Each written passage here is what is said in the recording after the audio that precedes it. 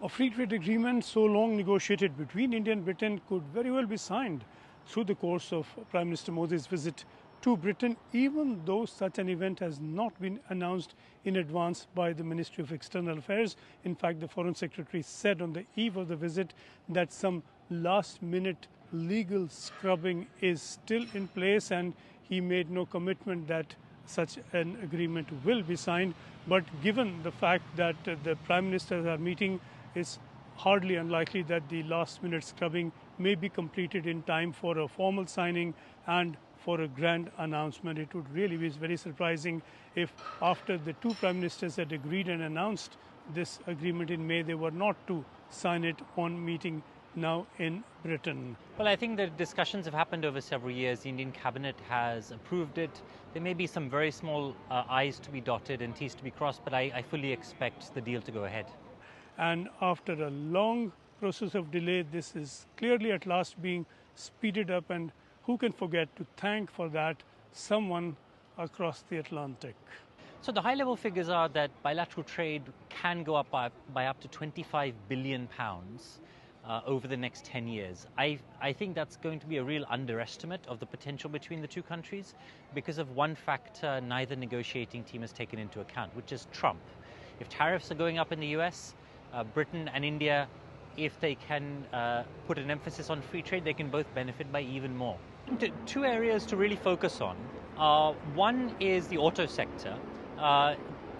The UK will have much larger quotas for selling internal combustion engine cars as well as electric vehicles into the Indian market, with those feed-in tariffs reducing to just 10% to sell in India.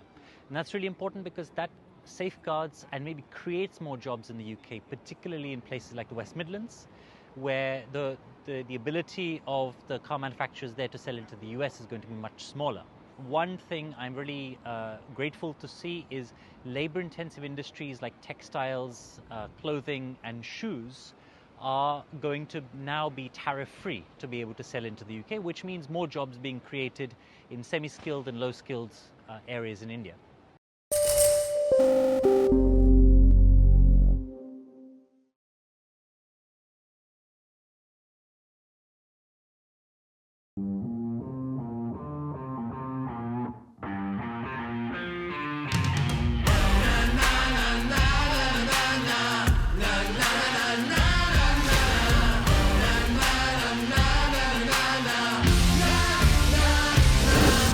Make informed decisions with comprehensive analysis on the go.